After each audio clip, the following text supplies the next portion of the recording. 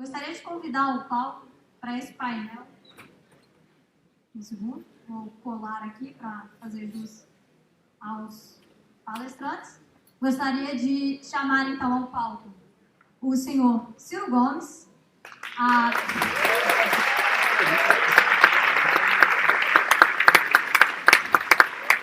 25 anos atrás, Ciro teve sua primeira participação na política como o mais jovem deputado estadual do Ceará. Desde então, já ocupou cargos importantes como prefeito de Fortaleza, governador do Ceará, ministro da Fazenda e deputado federal. Hoje, como o candidato à presidência por 3 vezes, obtendo mais de 13 milhões de votos em 2018, Ciro é advogado, escritor e professor na Universidade Federal do Ceará e palestra em torno do Brasil e do mundo, incentivando o debate sobre o futuro do país. Nós, como Braça, já tivemos a honra de contar com a sua presença, Ciro, em uma das nossas palestras, em uma das nossas conferências em 2017. Temos a honra de recebê-lo novamente. Muito obrigada.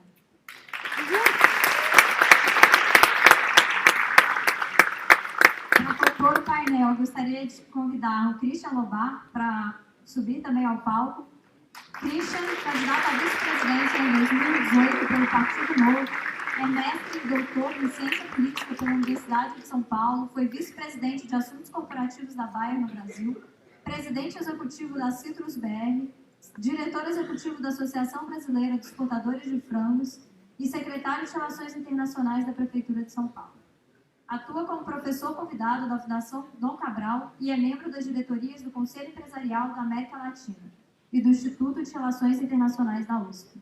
Que honra contar com a sua presença também, Christian. Muito obrigada. Por fim, para mediar esse painel, gostaria de convidar ao palco nosso querido conselheiro da Brasa há muitos anos, Nicola Calico.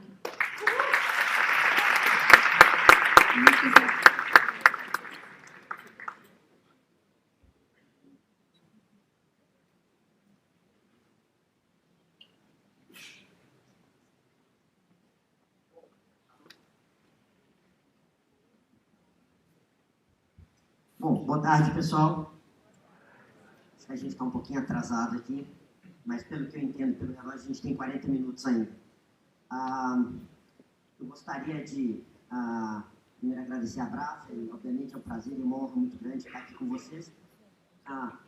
Talvez começar fazendo uma reflexão e uma pergunta para cada um de vocês. Obviamente todos nós somos brasileiros e queremos o bem do Brasil. Todo mundo aqui, principalmente vocês dois, são pessoas com reputação pessoal muito forte e que com compromisso com o Brasil muito, muito forte. Entretanto, é notório uma diferença na linha de pensamento dos partidos pelos quais vocês atuam. O que eu gostaria de entender de vocês é o seguinte: o Brasil é um país que claramente não tem crescido. Nós não temos tido sucesso nos últimos 10, 20 anos. O Marcos Lisboa colocou isso aqui antes, para a gente, muito claramente, e todos os dados demonstram isso. A renda não cresceu, nós temos desempregados, o Brasil perdeu posições em rankings, em todos os rankings internacionais. O que eu gostaria de perguntar, e obviamente uma pergunta bastante complexa, mas se vocês pudessem, em 3 a 4 minutos, colocar quais são as 2 ou 3 coisas principais na visão de vocês para retomar o Brasil no caminho do crescimento. Bom, eu costumo ter muita disciplina, mas eu gostaria de começar dizendo quem eu sou. Eu sofrendo um pouco de crise de identidade no Brasil, vendo as coisas serem simplificadas de um jeito grosseiro. Assim, eu pertenço a um coletivo que é responsável pelo melhor padrão de educação pública do Brasil, que é um dos estados mais pobres, o estado do Ceará. Esse mesmo coletivo também oferece à comunidade cearense, que é o 8º estado brasileiro. Nós somos 27 estados, e o 8º estado brasileiro, que eu governei, a capital que eu governei, tem hoje a melhor rede pública de saúde do país. Nós estamos nos desindustrializando, na contramão da desindustrialização mais selvagem da história do capitalismo mundial que está acontecendo no Brasil. E não tenho tendo sido governador, prefeito, ministro da Fazenda, um dia de déficit público na minha carreira. O Ceará é o estado hoje mais sólido fiscalmente do Brasil, e eu gostaria de dizer isso porque os tempos andam tão estranhos que a vaca não está conhecendo o bezerro, né? Isto dito, serei bastante telegráfico com desenvolverei os 3 minutos daqui para diante, depois de me apresentar. Perfeitamente. O Brasil precisa de 3 movimentos estruturais e ativar 4 motores que estão os 4 enguiçados por uma interdição ideológica imbecil que não compreende o nosso país. Por isso, o jovem brasileiro que está se treinando no estrangeiro tem um papel que vocês não têm ideia de quanto essa pátria precisa vitalmente de vocês. Eu vim aqui por isso, porque o Brasil precisa desesperadamente dar passagem a uma nova geração que faça da racionalidade, da inteligência, o modo de condução das coisas do país, que nos permite encerrar um ciclo que está destruindo o próprio tecido nacional, que nos aparta em ódios e simplificações grosseiras, slogans tão barulhentos quanto vazios, que não guardam a menor coerência com a nossa vida real. O Brasil não está parado agora. O Brasil, desde os anos 80 até hoje, cresce 2,2% ao ano, enquanto a população cresce 1,7%. Portanto, nós estamos parados desde os anos 80, quando colapsou o modelo nacional desenvolvimentista. E este último ano está completando os piores 10 anos de história econômica do Brasil nos últimos 120 anos, perpassando aquilo que parecia ser os dois lados da política brasileira. O experimento do social-democracia do Fernando Henrique e o experimento petista do populismo consumista do Lula e da Dilma. Ambos quebraram o país e o país hoje é muito mais estruturalmente débil do que já foi em qualquer período. 3 providências estruturais. Assentar a nossa expectativa de desenvolvimento numa dinâmica de elevação do capital doméstico, o que financia desenvolvimento, nunca jamais foi o dinheiro dos outros. Não há experiência internacional de nenhum país que se sustente desenvolvendo sem construir um elevado nível de poupança local. E ao contrário do mito neoliberal, bastante dito no Brasil, o nível de poupança de uma nação não é fatalista, casa do acaso. Resultado do acaso. É consequência de arranjos institucionais que a política faz ou deixa de fazer, e só ela. Olha a tragédia para quem acha que a política brasileira, pelas suas contradições, não merece mais ser ocupada por gente séria e gente política. Essa é a tragédia das tragédias. Segundo, o problema, nós podemos explicar isso depois. Segundo, pouco importa a institucionalidade ou a retórica, nunca prosperou na história da humanidade, nem na contemporaneidade do mundo, a nação que, por detrás dessa prosperidade, não se encontre sólida e claramente uma convergência entre Estado forte, empresariado convergente com a hegemonia estratégica afirmada pela política desse Estado forte e uma academia ocupada em dar as respostas técnico-científicas ao desafio do desenvolvimento proposto. A institucionalidade e a retórica é a mais variada, varia com a história das nações, com as línguas, mas a experiência americana não existiria sem o New Deal lá atrás, sem o esforço de guerra contra-governamental a pretexto de defesa, corrida aeroespacial, o novo projeto Marte, tem um objetivo e somente um, não é botar o homem na Lua ou em Marte, é desenvolver novos materiais, supercondutores, nanotecnologia, robótica, engenharia genética, que é a 4ª revolução industrial, depois da 4.0, que nós estamos falando agora. E terceiro, nunca prosperará a nação que não faça um sólido, definitivo, crônico ou agudo investimento em gente. A Coreia do Sul prova que é possível ser um investimento agudo. A Coreia do Sul, no ano 80, não representava nada em matéria de indústria, não representava nada em autonomia técnico-científica, e hoje domina 15% do mercado automobilístico mundial, domina aí uma fração relevante do mercado global de eletroeletrônicos. A China tinha um produto industrial no ano 80 que era a soma da Coreia, da Singapura e da Malásia, do Vietnã, e o Brasil dava neles, ainda sobrava um tanto. Hoje a China é 16 vezes a produção industrial do Brasil. E isso não foi consequência fatalista do espontaneísmo individual das forças de mercado. Isso é uma ilusão mortal. E, por fim, os 4 motores. Não haverá retomada do desenvolvimento brasileiro com 14 milhões de desempregados, 32 milhões de brasileiros na informalidade, 63 milhões e 500 mil brasileiros colapsados no crédito pelo nome sujo do SPC. O mercado não sabe resolver isso. Simples, como eu estou dizendo, provocando quem seja capaz de me ensinar uma lição para eu parar de falar besteira em auditórios qualificados. Segundo, o investimento privado brasileiro, que também é o segundo motor da ativação econômica, está colapsado por 2 razões óbvias. E a gente quer e substituir observação empírica por intoxicação ideológica. Primeiro, hoje a indústria brasileira está com 75% de capacidade instalada ocupada, 25% ocioso. Vai ter investimento com a indústria que está com 25% de capacidade instalada ociosa? Só se for idiota.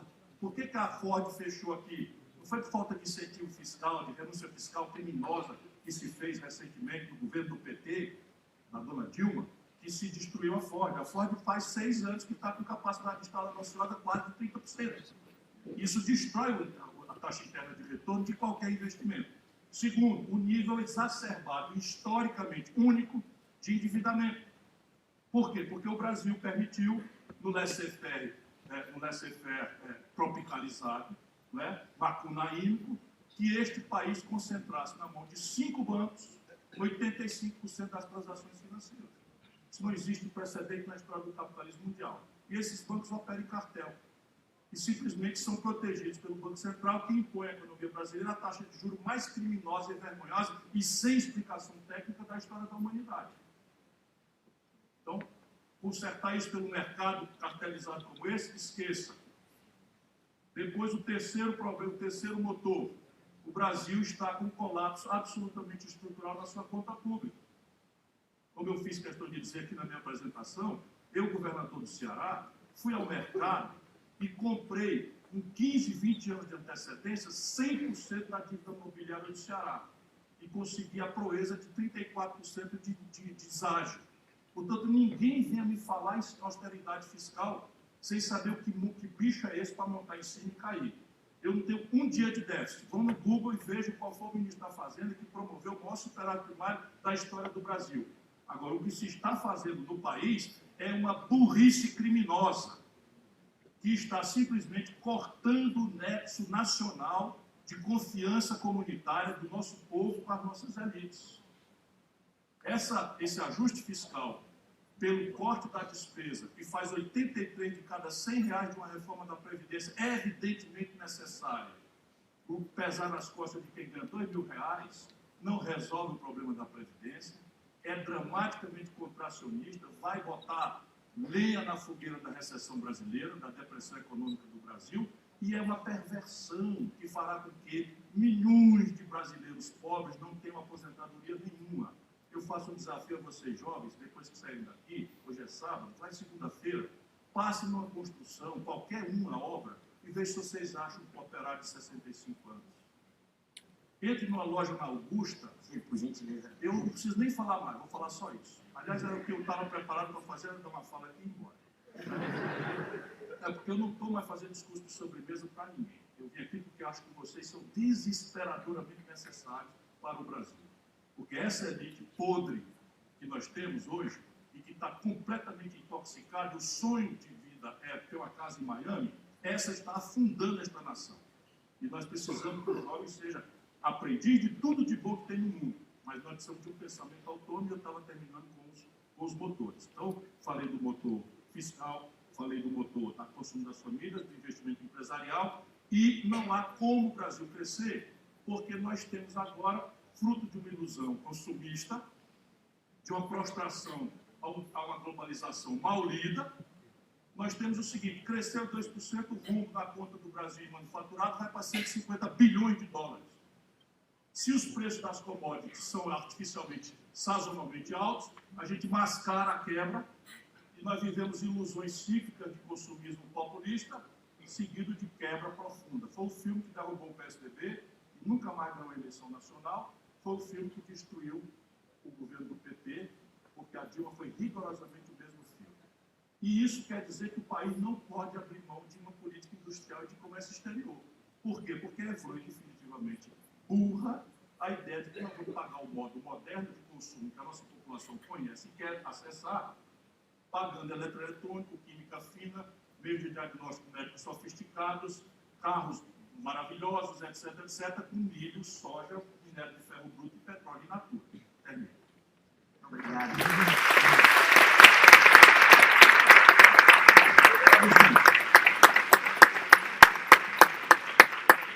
Se a gente conseguir fazer um pouco mais breve, 1 minuto de apresentação e 3, 5 minutos de sua visão de como levar o Brasil no caminho de desenvolvimento novamente.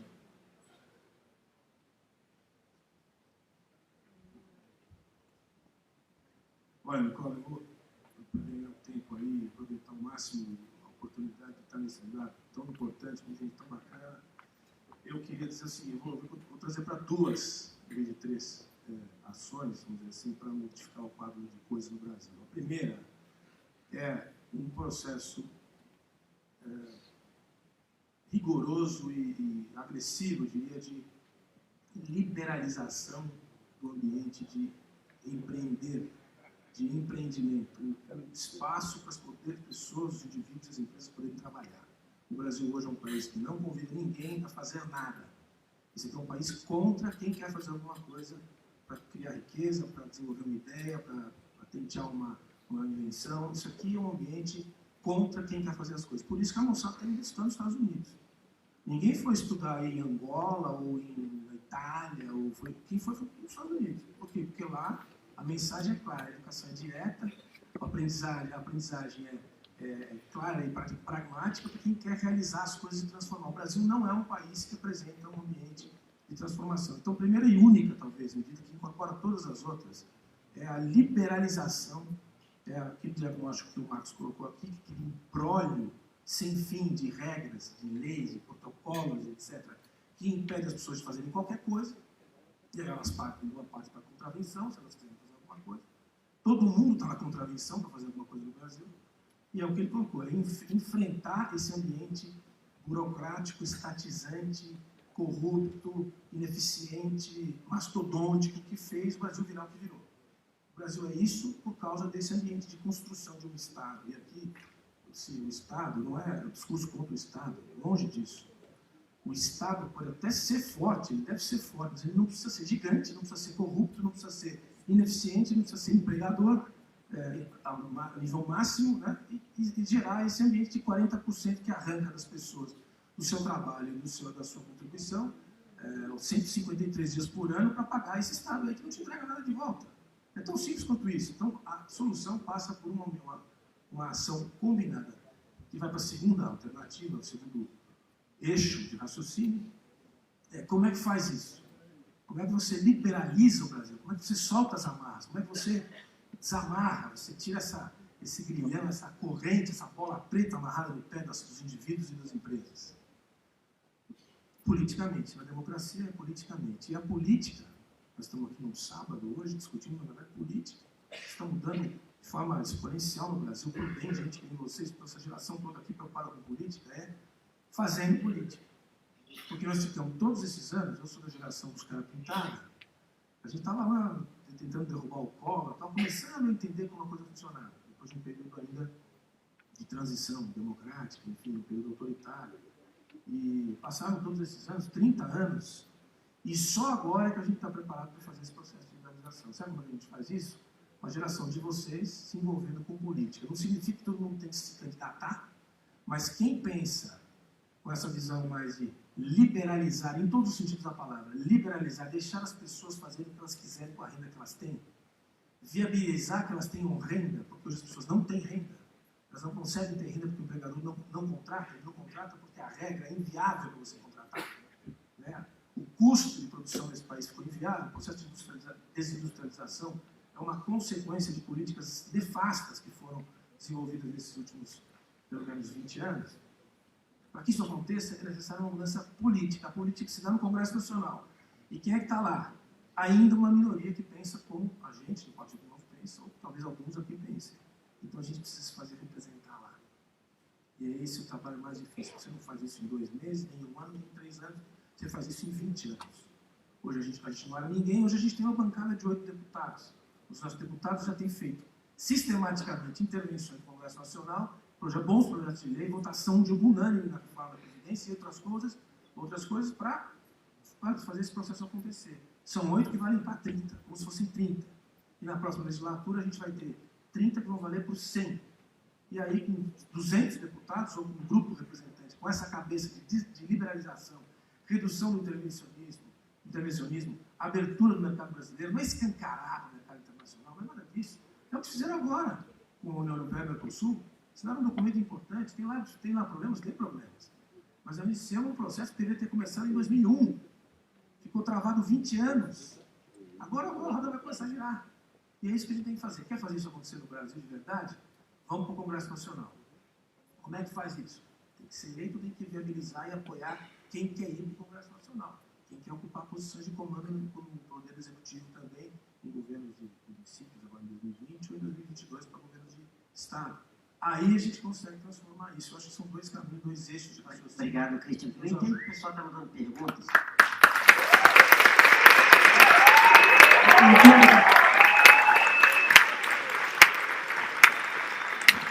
Pessoal, eu entendo que as pessoas estão mandando perguntas. Tem um iPad, vai ser entregue em algum momento. Eu vou só fazer a última pergunta aqui, que eu já tinha visto com as perguntas que foram mandadas, mas depois eu vou continuar fazendo perguntas das pessoas.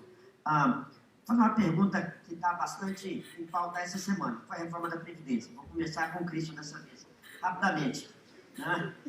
Tentar em 2 minutos novamente, senão a gente não consegue. Ou seja, se a gente pensar, no discurso dos dois fala em responsabilidade fiscal, não gastar mais do que se tem, ou seja, os dois concordam com isso.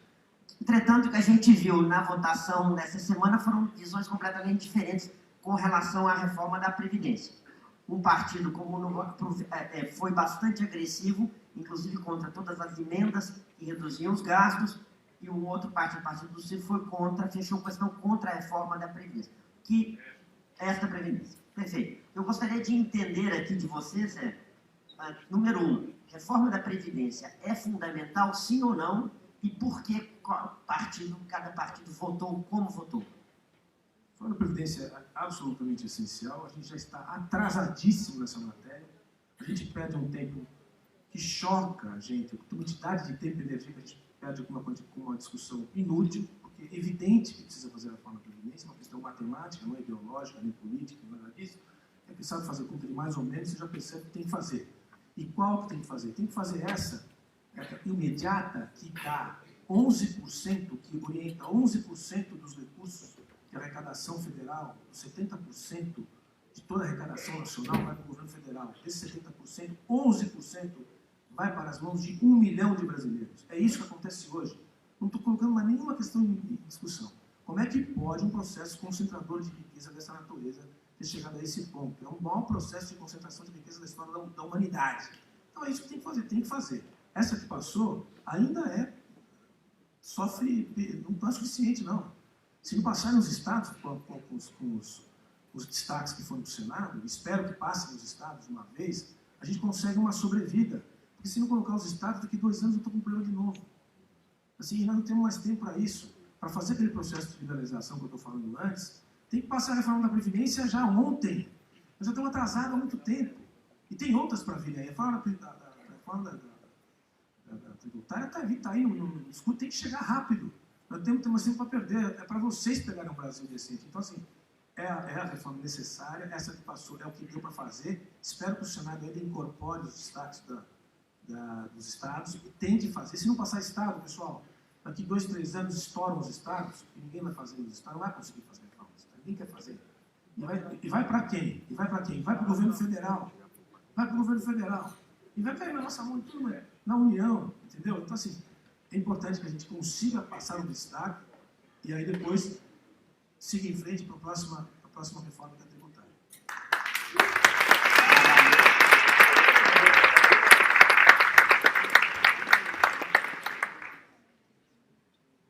Calma, senhor. Meus queridíssimos, eu só estou aqui porque tenho por vocês um profundo respeito para além da imensa afeição. Faça o seguinte, um favorzinho com o velho. 1 minutinho de pensarmos juntos. O que pega é catapora, a ideia não pega. Todo mundo pode voltar com a mesma ideia, só pendura um pouquinho a ideia do lado, porque é assim que a gente aprende, na diversidade, na contestação e tal. Então, veja bem.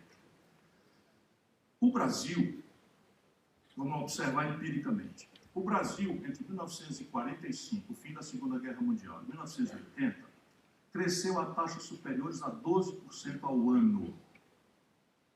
O Brasil, entre 1980 e agora, cresce a 2,2%. Então, este país, com todas as mazelas, que às vezes parece assim, nessas simplificações que os meus ilustres opositores do debate fazem, parece assim que eu estou... Por isso que eu me apresentei. Deixa eu te falar uma coisa, no Ceará, nós vamos ter problema de previdência, porque o mundo todo está tendo, mas nós já fizemos. Sabe? Lá os desembargadores, procuradores, coronéis pagam 14% de contribuição. E lá na nossa Constituição está escrito que se mudar na União, nós adaptaremos automaticamente. Então, para com esse papo furado de não olhar a realidade e ficar repetindo truísmos, porque isso não ajuda os nossos filhos, nossos garotos, nossas inteligências futuras. Veja qual é o problema da Previdência Social no Brasil. É o modelo. O problema da Previdência Social no Brasil é o modelo. Só 3 países dos 60 que eu me dei a estudar mantêm-se no sistema de repartição. Eles são o Brasil, a Venezuela e a Argentina. Os 3 quebradinhos da Silva. E os 2 não são boas companhias para nós, pelo menos neste aspecto. Por que o sistema tem que ser trocado? Porque o sistema de repartição depende de 2 pernas. Primeira perna, demografia jovem. O Japão levou 110 anos para atingir 30% da população com mais de 70 anos. O Brasil, nessa selvageria, nos anos 80 para cá, demorou 40 anos para produzir 30% da população com mais de 70 anos. Então, nós não somos mais uma pirâmide etária, nós somos um botijão de gás etário. Essa expressão é minha, uma contribuição à literatura internacional. Para ficar graficamente desenhado. Então, a segunda perna é que o Brasil, o sistema de repartição, depende de uma hiperformalização do mercado de trabalho.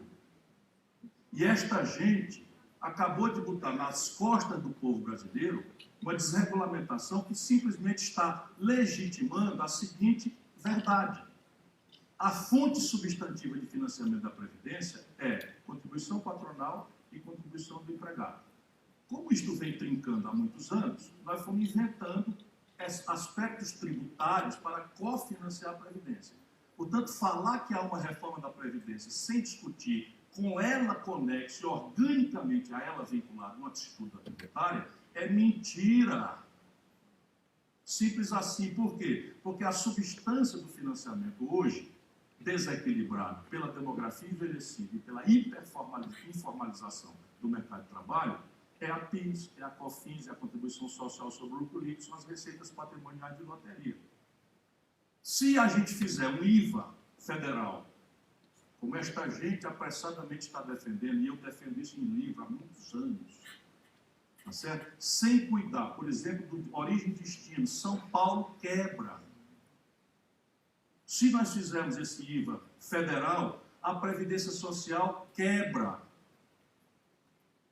Então não é assim, porque precisa de uma reforma. Eu fui o único de 13 candidatos, e o teu candidato nunca fez, que apresentou uma proposta de reforma previdenciária antes da eleição. Está lá desenhado um sistema tripartite, com um programa de assistência social baseado no salário mínimo, um sistema de repartição até um teto de 3.500, 4.000 reais, que atinge todo mundo, e um sistema público de capitalização complementar, que construiria aquele caminho de elevação da formação bruta de capital no Brasil. Esta reforma aí, daqui 4 anos, criançada, vocês vão estar ouvindo falar em reforma da Previdência. Sabe o que ela vai provocar? Evasão. Sabe quantas carteiras assinadas havia no Brasil há 10 anos atrás? 58 milhões. Sabe quantas remanescem hoje? 30 milhões. Não há como você financiar a Seguridade Social com 51% da força de trabalho na informalidade.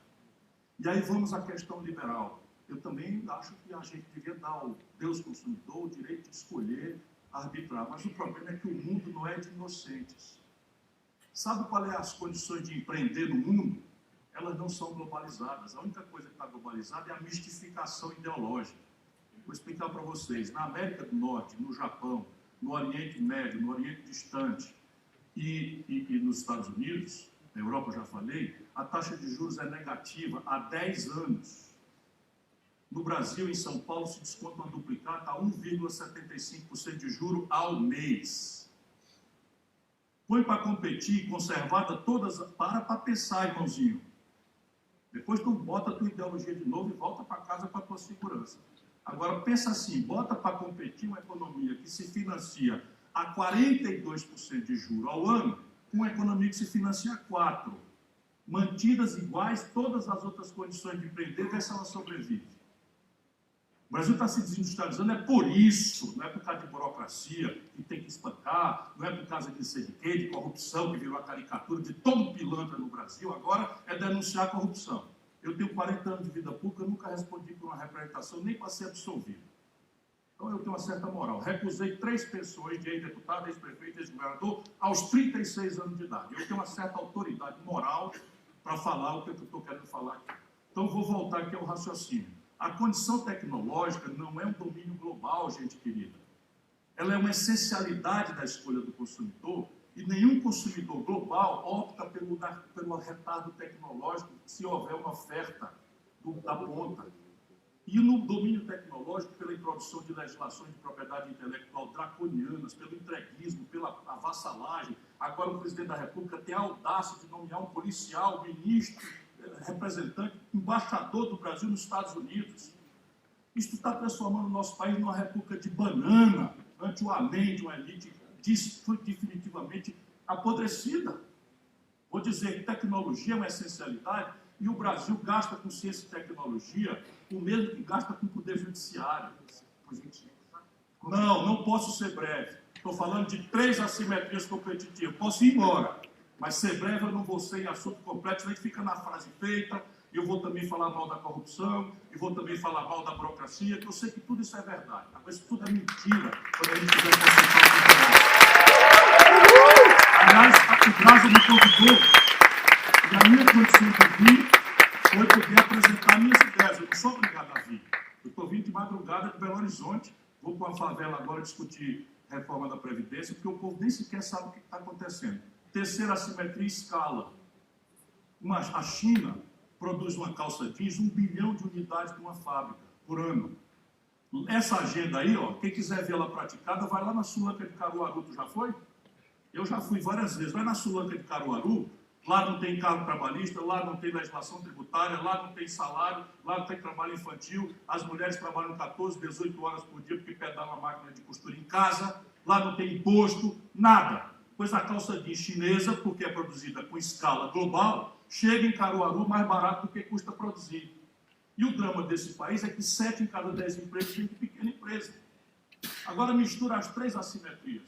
Juros expansivos, escala em que o Brasil não tem e tecnologia de ponta onde o Brasil está se defasando dramaticamente porque está essa picaretagem de que o mercado vai resolver. Sabe onde foi que o mercado resolveu o problema tecnológico na história da humanidade? Nunca! Pergunta para o Prêmio Nobel de Química se algum domínio importante da química moderna foi conquistado pelo financiamento da indústria farmacêutica. Pergunta por que os americanos têm as patentes todas públicas. Quem inventou e pagou a invenção da internet? Quem pagou e financiou a invenção do celular? É os americanos, com dinheiro público. Quem indenizou a crise de 2008? Os canalhas da banca financeira produziram nos Estados Unidos. Quem pagou o colapso do liberalismo estúpido que o Conselho de Washington mofado? Eu ainda tinha discussões muito interessantes na Academia Internacional, com gente muito interessante, muito brilhante, Prêmio Nobel, tem esse privilégio. Hoje, nenhum homem sério ou mulher séria da academia defende mais essa imbecilidade. E um país com essa assimetria competitiva está simplesmente condenado à seguinte equação. Nosso povo quer consumir celular, remédio novo, meio de diagnóstico médico sofisticado, carro com segurança, com airbag, etc, etc. E nós vamos pagar isso na cabeça desta gente com soja bruta, minério de ferro bruto, petróleo bruto e milho. E feijão. Falei feijão também? Fecha essa conta, vê se ela fecha. Qual é o país do mundo que agiu assim? Se tiver um, vocês vão me dizer, eu paro de falar bobagem. Muito obrigado.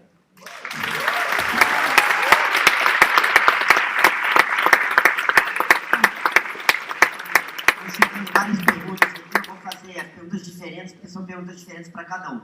Para o Christian, a pergunta é: o Novo é um partido liberal, onde termina a minha liberdade e começa a do outro?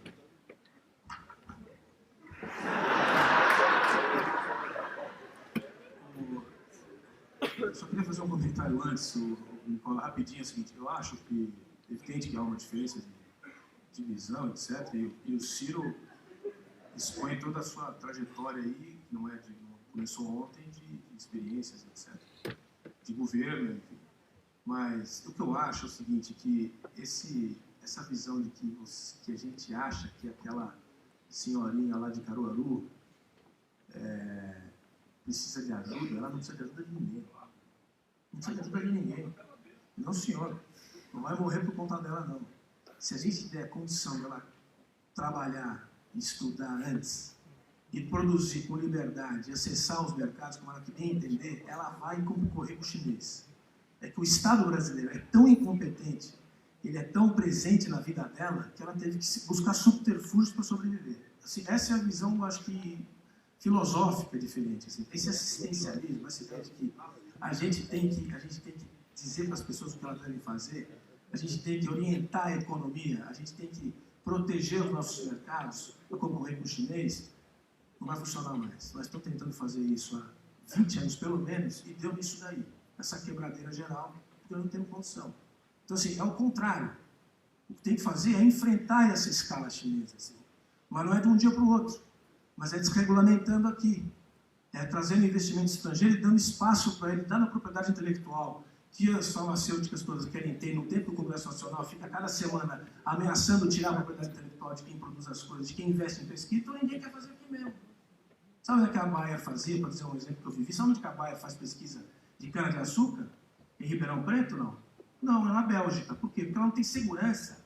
Se ela descobrir aqui uma nova revolução mundial na produção de cana, para pegar um exemplo agrícola, que não foi muito bem-vindo na conversa aqui, mas enfim, é tecnologia tão boa quanto, vai fazer na Bélgica, não vai fazer aqui. Porque a gente não dá garantia do sujeito criar e fazer aqui, produzir aqui, criar riqueza aqui. Mas voltando ao ponto, liberdade. A pergunta era, onde termina a minha, onde começa a sua? Essa questão não precisa ser um partido novo, quer dizer, a sua liberdade vai até onde começa a do outro, né? Isso é um ponto filosófico que a gente conhece bem.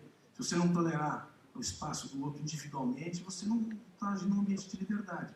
É por isso que a gente diz lá que a liberdade, o preço da liberdade é até uma vigilância, porque tem que ter um ambiente onde há uma limitação de controle. E aí, isso quer dizer que esse opa significa o quê? Quer dizer, então tem que ter uma interferência de Estado, tem que ter regras iguais para todos, senhor. Isso a gente sabe. A gente sabe. Acho que alguém aqui falou, o professor Silvio falou, que ele não fica lutando pela diversidade, ele está lutando pela largada igual e pela igualdade de oportunidades. É isso que a gente fala. Então a gente tem assim, até onde vai a minha liberdade, até onde vai a tua, se a gente partir da mesma base, cada um vai, o céu é o limite.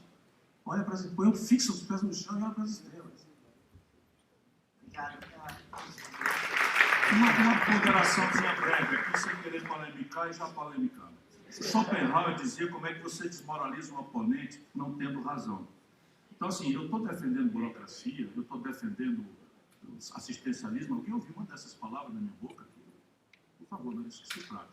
A questão básica é o seguinte, que o ponto de partida, nesse país onde eu vivo, e a que eu dediquei minha vida, as coisas são assim, ó, 1% de nós tem as posses de 100 milhões de nós. Esse é o ponto de partida. Se nós deixarmos o laissez-faire assim, isto vai virar 0,5% de nós terá 150 milhões do que possuem os nossos. Por quê? Porque a condição de partida é desigual e insuperável. Por quê? Porque você tem que ter a equalização, não é só da condição de educar, que está muito longe a educação que jovens da classe média e tal têm dos pobres. Sabe qual é a população carcerária, meu companheiro, do Brasil? 760 mil pessoas. Sabe qual é a cara delas?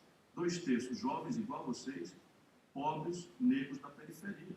Por favor, não bote essas palavras na boca do professor, não, que você vai levar uma bordoada. Ele falou aqui o oposto.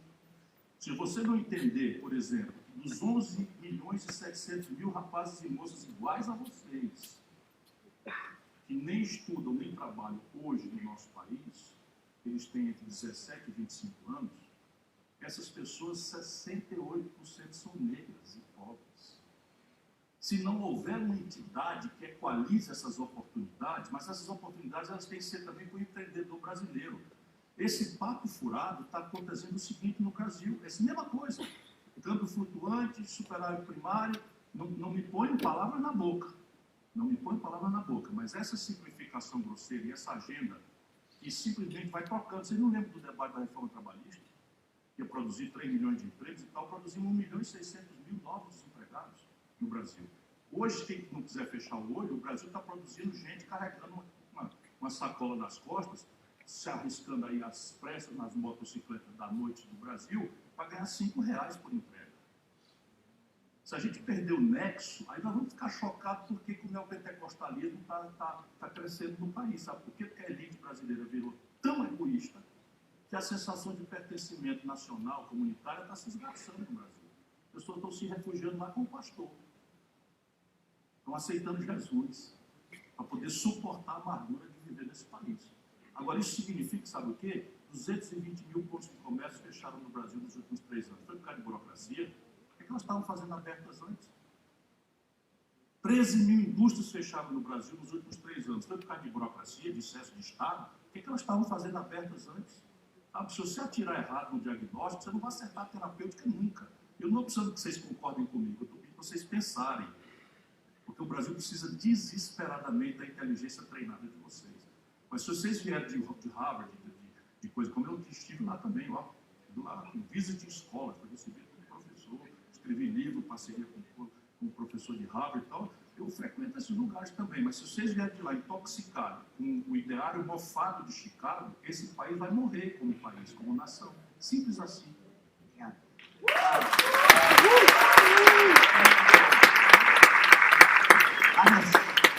Várias perguntas que chegaram por cima.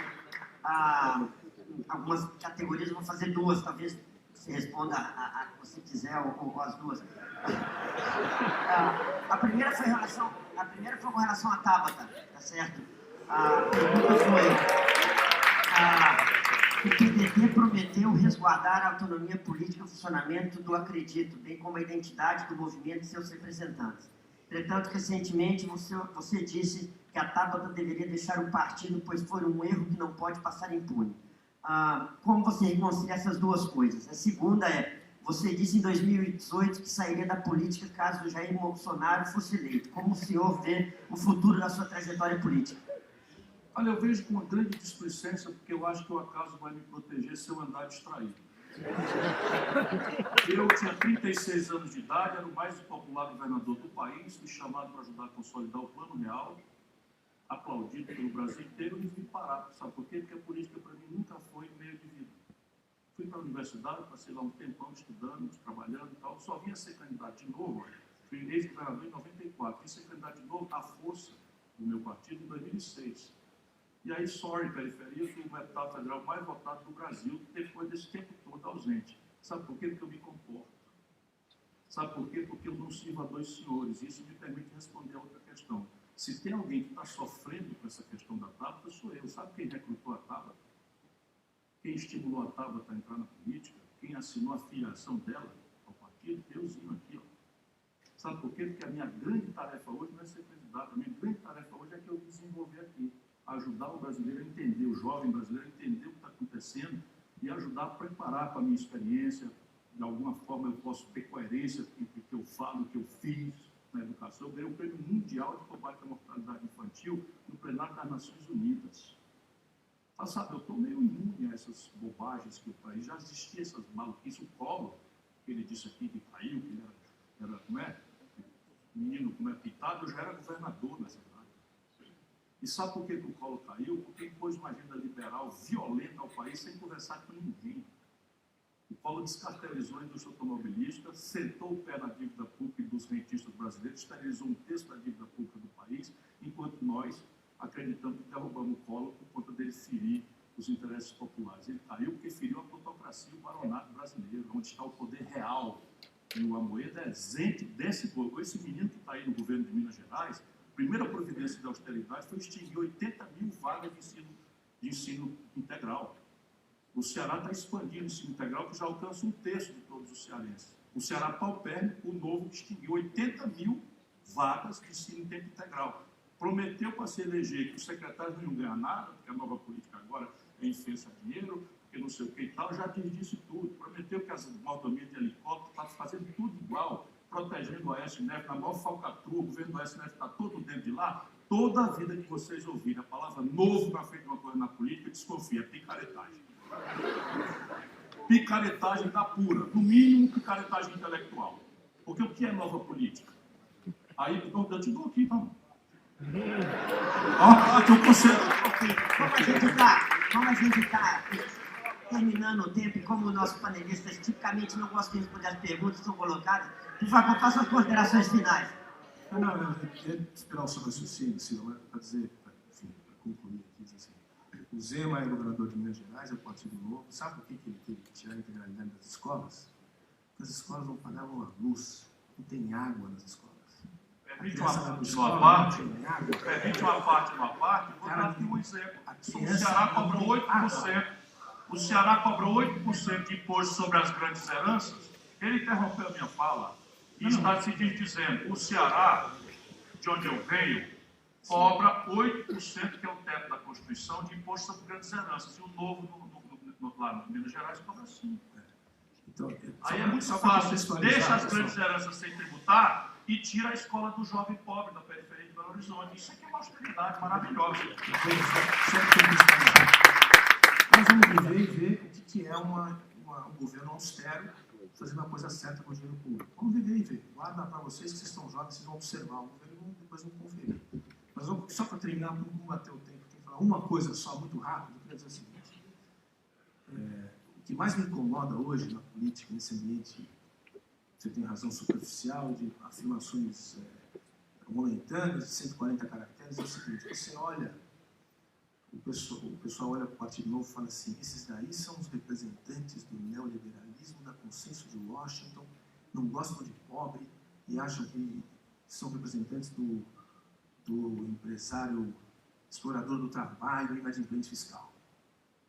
Eu quero dizer para vocês que de elite, o Novo não tem nada. E o João Moedo, inclusive, não é banqueiro, ele foi promovido a banqueiro depois que ele foi candidato. Ele foi funcionário de banco, mas ficou muito rico depois. O fato é que eu acho que a gente tem que olhar, ele ficou rico, realmente, todo mundo tem que ficar, todo mundo quer ficar rico, eu acho.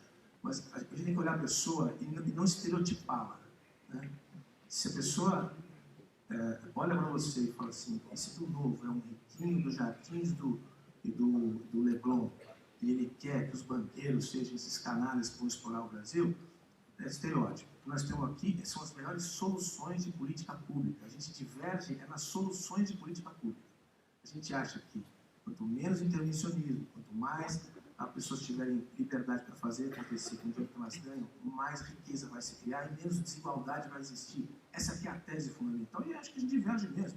É isso aí. E o fato é que o Novo já é uma realidade política e ele representa, sabe quem? Aqueles que a Fundação Perseu Abramo identificou nas favelas de São Paulo, quando o Dória virou governador. Mandaram fazer o PT mandou fazer uma pesquisa na periferia de São Paulo, perguntando como é que o Dória tinha ganho nas periferias no primeiro turno. Qual foi a surpresa do Perseu Abramo, da fundação do PT? Ele estava dizendo o seguinte: uma hora adversária da minha vida, que quero abrir uma barraquinha de cachorro-quente, quero abrir uma oficinazinha de costura, é o Estado que não me permite abrir, porque eu tenho que tirar 500 assinaturas, 150 autorizações, tenho que pedir para o IBAMA, tenho que pagar X% de imposto e não consigo viver. Essa identificação não é de elite, é das bases, é de quem está trabalhando, quem está aqui, toda a diversidade, todos esses jovens negros que querem trabalhar, que querem fazer acontecer, já identificaram esse problema. É esse pessoal que a gente vai representar e já representa. Então é essa a diferença. Quando olhar para o cara do Novo, tira um pouco o estereótipo, tenta pensar que ali o cara tem uma solução melhor para o futuro do Brasil. Eu quero dar um abraço no Christian, nós já nos trocamos ideias ali de forma calorosa, como é meu jeito, e ele é sempre muito delicado, eu compreendo isso, em Barcelona, e espero que tenhamos oportunidades outras de fazer. Eu não vim aqui falar do trabalhismo, nem do meu PDT, acho que não é próprio nesse momento aqui. Agora eu vim pedir a vocês para pensarem.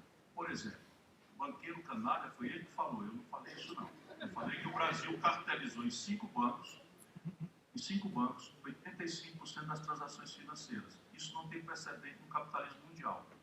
Só para vocês terem ideia, depois de uma brutal desregulação do mercado financeiro americano, que desagou na crise de 2008, Lehman Brothers é o símbolo, os americanos remanescem com 5.000 bancos competindo pelo freguesia. No Brasil, cartelizamos em 5 e Isso foi uma obra do PT. Portanto, também ninguém me confunda com o negócio de PT. Uma explicação por que o Dória ganha e o PT perde a particularidade de todo. Não é bem papel e burocracia, não. Vou explicar. Quando o Lula tomou posse, a taxa de câmbio no Brasil, em função da quebra que o Fernando Henrique produziu e do desequilíbrio nas transações correntes, foi a R$ 9,20 a preço de hoje, a valor constante, que é como se raciocina. Quando o Lula, 8 anos depois, entregou a taxa de câmbio para Dilma, essa taxa de câmbio a valor constante estava a R$ 1,75. Portanto, a população aumentou por 4 vezes na prática, dada a indexação quase instantânea da taxa de câmbio, com os preços da vida do povo, porque o povo não compra dólar, mas come pão, pão é trigo é dólar, porque o povo não compra dólar. Estou terminando. E o povo mais anda de ônibus no Brasil simplesmente está com um terço das refinarias brasileiras parados e estão importando 206 milhões de barris de gasolina dos Estados Unidos. Por isso que o preço no Brasil das coisas agora está câmbio. Então isso tudo é uma grande mistificação e o Brasil está entrando de pato nessa mesa de fogo. Aí o que acontece? Com a Dilma, a taxa de câmbio sai de 1,75 em poucos dias depois da reeleição para R$ 4. Então, esta imensa gente que foi 40 milhões de ascensão social para consumir sem nenhuma lógica pública, sem nenhuma politização nessa coisa do endeusamento da personalidade do São Lula, etc., etc., na hora que o poste do Lula fracassa, dá-se uma derrama, um retrocesso grave, 40 milhões de brasileiros caem na renda, e esses micro e pequenos negócios da periferia, cabeleireiro, oficina de celular, casa de coisa, que nunca fizeram papel, nem nunca teve alvará, nem coisa nenhuma, nem ninguém persegue esse povo. Pelo menos eu que vim na periferia sei bastante bem disso. Essa gente toda quebrou. E aí botou a culpa em quem? No governante do dia, que nem botou lá atrás no Fernando Henrique, quando o mesmo fenômeno aconteceu. E é isso que nós precisamos pensar. Sabe quanto é o imposto sobre heranças nos Estados Unidos, o epicentro do liberalismo mundial? 40%. Sabe quanto é em Minas Gerais? 5%. Eu estou terminando. Sabe quantos países do mundo não cobram tributo sobre lucros e dividendos? No mundo, o Brasil e a Estônia, que não parece ser um bom exemplo para nós. Só o Brasil e a Estônia.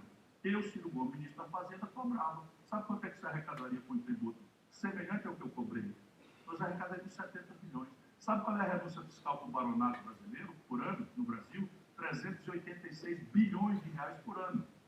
20% de corte disso, que nós no Ceará fizemos antecipadamente, para não ter negócio de falar em atraso de funcionário, de ficar salário, etc. Há mais de 30 anos nós não falamos sobre isso lá. O Brasil, se tirasse 20% dos 386 bilhões de renúncia fiscal, arrecadava 80. 80 mais 70 dá 150, já está sobrando 20 do déficit. Pensem.